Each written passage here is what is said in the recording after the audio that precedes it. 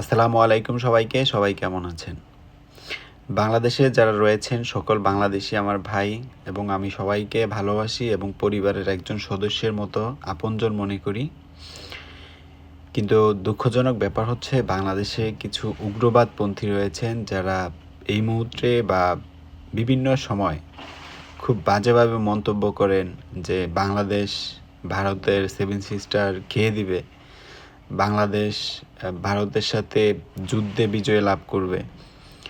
আসলে আপনারা যুদ্ধ সম্পর্কে কেউই ভালোভাবে অবগত না, যে যুদ্ধ কখনোই একটা দেশের জন্য মঙ্গলকর হতে পারে না। সমঝোতায় সমাধান হয়, এটাই আমাদের নীতি।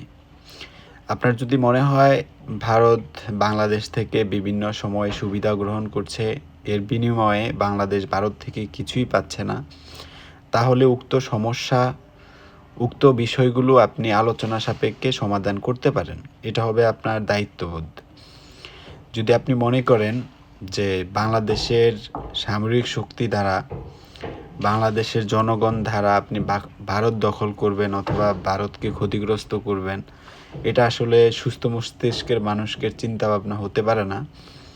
এর অন্যতম দৃষ্টান্ত হচ্ছে, আমি কখনই বাংলাদেশকে ছোট করে দেখি না, কারণ বাংলাদেশ মানে আমার পরিচয়, বাংলাদেশ মানে আপনার পরিচয়, বাংলাদেশ মানে আমাদের ভূখণ্ডের গর্বিত পরিচয়। তো আমরা সামলাইক ধরি যে আগামীকাল যুদ্ধ হবে। তো যুদ্ধ যদি হয় আপনারা কি করবেন আমি জানি না। আমি সর্বপ্রথম একটা কাজ করব, যে যদি শুনি যুদ্ধ শুরু হয়ে গেছে, তখন আমি দৌড়ে গিয়ে বাংলাদেশ পরমাণু গবেষণা কেন্দ্রের সামনে যে দুইটা কালো গরু রয়েছে, খুবই স্বাস্থ্যবান, এই দুইটা কালো গরু ছেড়ে দিব। আপনি এখনও দেখবেন এই দৃশ্য বিদ্যমান আছে এখনও, যে বাংলাদেশ পরমাণু গবেষণা কেন্দ্রে যে মাঠ বা কেন্দ্র, সেই মাঠে বেশ কয়েকটা গরু, আমি বিশেষ করে গত পরশুদিনও দেখে আসলাম যে দুইটা কালো গরু ঘাস খাচ্ছে। আমি এই দুইটা কালো গরুকে ছেড়ে দিব, যাতে ভারত অবজারভেশন করে কখনো এটা বুঝতে না পারে যে বাংলাদেশের পরমাণু গবেষণা কেন্দ্র অচল এবং পরিত্যক্ত। একটা দেশ সামরিক শক্তিতে যখন এগিয়ে থাকে, তখন অন্য একটা দেশকে হুমকি দিতে পারে অথবা প্রতিবাদ করতে পারে। আমার মনে হয় এই সেলফ ডিফেন্স আমাদের নাই। কেননা বাংলাদেশ তার নিজের অভ্যন্তরীণ পরিবেশ রক্ষা করতে এখনও পর্যন্ত ব্যর্থ। এটা কেন বলছি, আপনাকে আমি উদাহরণস্বরূপ কয়েকটা একদম জ্বলন্ত দৃষ্টান্ত দিতে পারবো।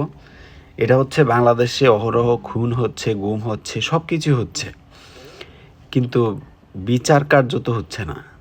প্রশাসন তাদেরকে একদম খোপ করে জেলের ভিতর পুরে তারপরে বিচার কার্য সম্পন্ন করতে আমার মনে হয় না এখনো পর্যন্ত সক্ষম।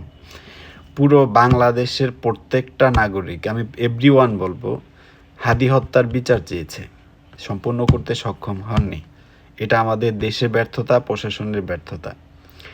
এমন হাদি আমি বাদই দিলাম, এমন ইতিহাসে অনেক হত্যাকাণ্ড রয়েছে যেগুলার আসামি শনাক্ত করার পরেও আপনি বিচার কার্য সম্পন্ন করতে পারেন নাই। এটি হচ্ছে সেই বাংলাদেশ, যে বাংলাদেশ নিয়ে আপনি যুদ্ধের জন্য প্রস্তুতি নিচ্ছেন।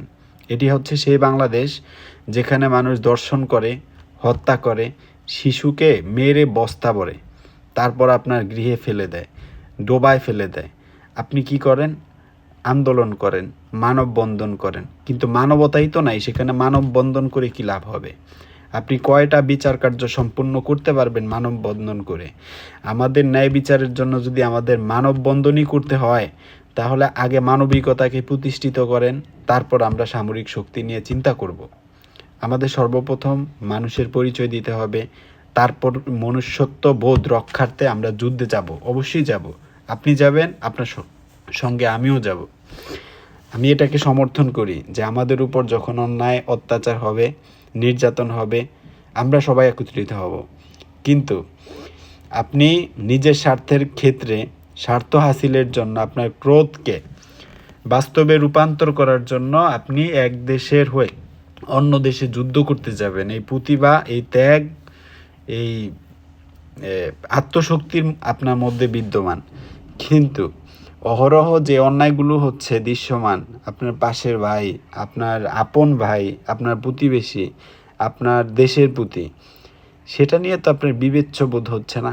এই বিবেচনা বোধ আপনার মধ্যে তখন কোথায় থাকে?